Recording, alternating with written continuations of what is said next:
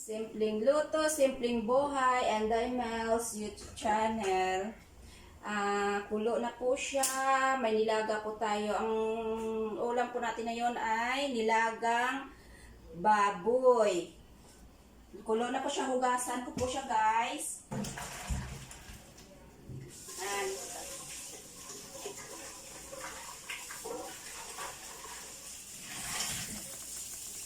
Yan, pinakuluan ko muna siya. Aragay! Ang init! Ang init!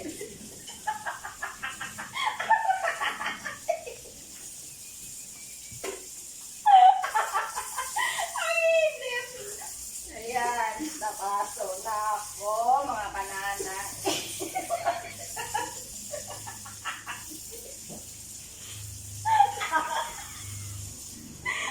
Ayan. So, tapos na po. Inugasan mo. Pinakuluan ko po siya. Tapos inugasan. Napasok pa yung kamay ko.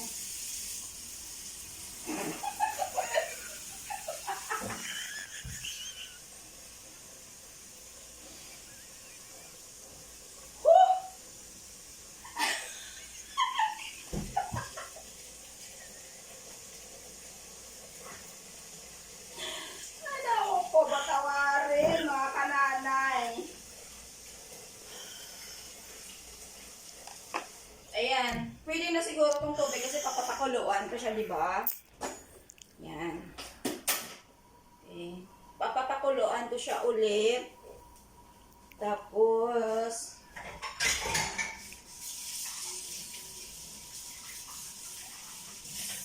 naghiwa po ako ng sibuyas. Hugasan ko muna.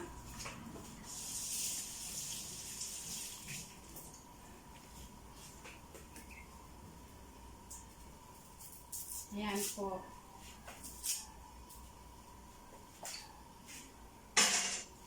Yung nilagay kong sibuyas, yung mga maliliit, yung kulay pula.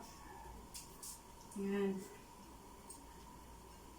Direkta ko na lang siya, hindi ko nahiwain kasi mamaya madurog din naman yan.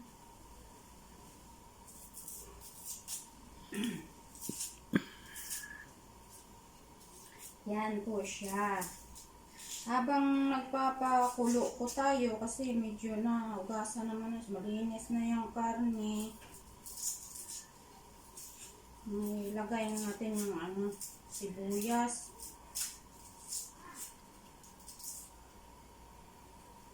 Ayan po. Apat na sibuyas, pwede na.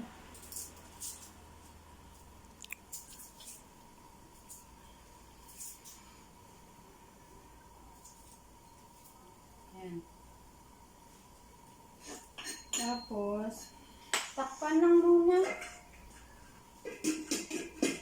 Tapos maglagay po tayo ng asin para ma-absorb po yung lasa ng ating niluto. Simpleng luto, simpleng buhay.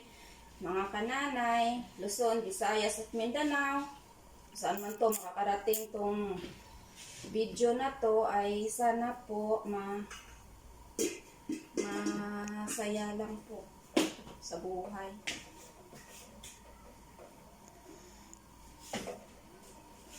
Tapos magbalat po ako ng kamote. Ito po mga kananay, nilagang baboy. Ang ilagay ko ng mga pang sahog-sahog, kamote, cabbage, saging. Depende po sa inyo kung ilang pong saging ilagay mo sa akin 3 lang kasi depende rin kasi sa dami ng ng karne ko. Tapos isang mais, pwede na yun. Oh, yan, tapos isa hiwa na sayote.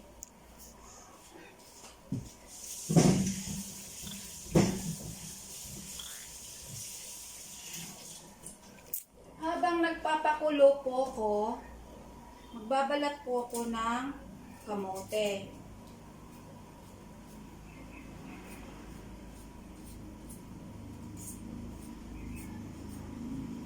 Wala akong pili. Kaya minsan, di ba, mga kananay, no, nagtataka kayo. Hindi may mga post ako dyan. May mga ano rin ako, may post ako na mga niluto. Nagtataka po kayo kung bakit hindi ka po bakit hindi ka naglalagay ng mga condiments, mga bla bla bla, bla bla bla, bla bla bla. Kasi po mga kananay, asin lang po talaga ang ano ko, kasi parang nasasanay na po ako na asin lang po talaga. Basta pag mga once na pag ako nagluto, basta lutong pambahay lang, na kami-kami lang, asin lang talaga. Tapos kunting asukal, kunti lang.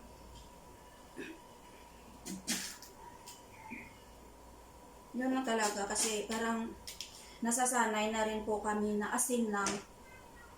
Kasi dati, simba, at saka parang ano na din. Pero kung may mga bisita, kunyari, may ibang mga taong kakain sa loob ng bahay niya, kailangan talaga natin na maglagay talaga ng mga panlasa. Kasi, siyempre, di ba? Sasabihin, bakit walang ganito? Bakit walang lasa? Bakit ganito? Bla bla bla, bla bling bling. Kung ano-ano pang mga sinasabi, di ba? Para hindi naman po tayo mapipintasan sa mga niluluto po natin at pinapapakain po natin sa ating mga bisita.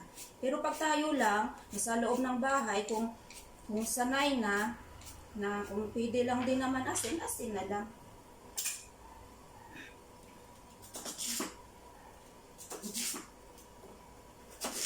Diba? Para ano.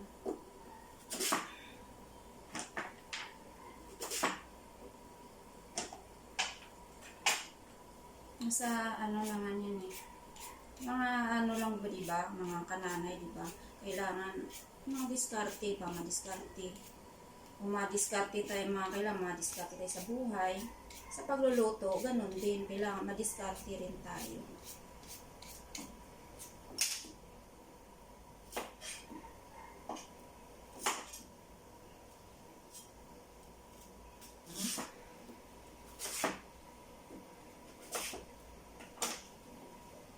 Yan po siya. Tapos, babalatan ko po yung saging. Hugasan ko muna yung saging.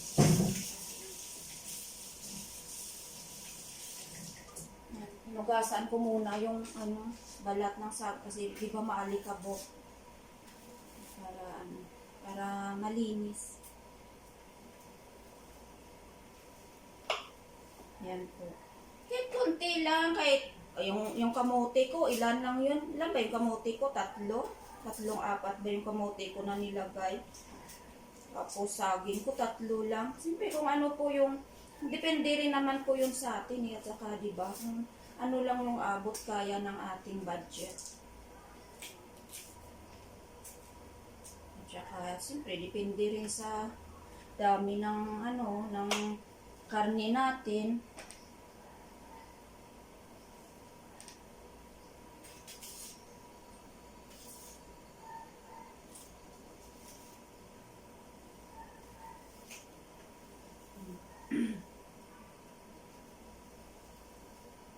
Kasi sa panahon yun, lalo na ngayon, diba, ang mahal ng mga bilihin eh. Siyempre tayo, kung may pambili, bibili. Pero mga budget lang tayo, di pwede na to.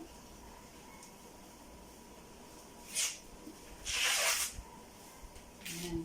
I-ano ko na po siya. Ito. Mais. Mix ko yung mais.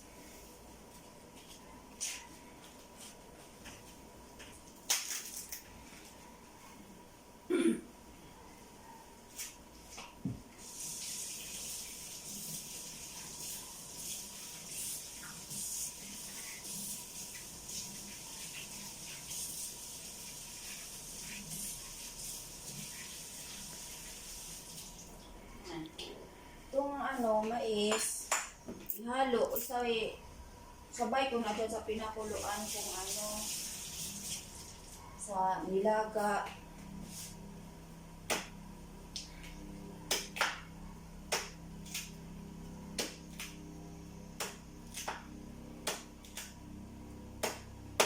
Ayan, dahil malaki naman yung mais, di ba?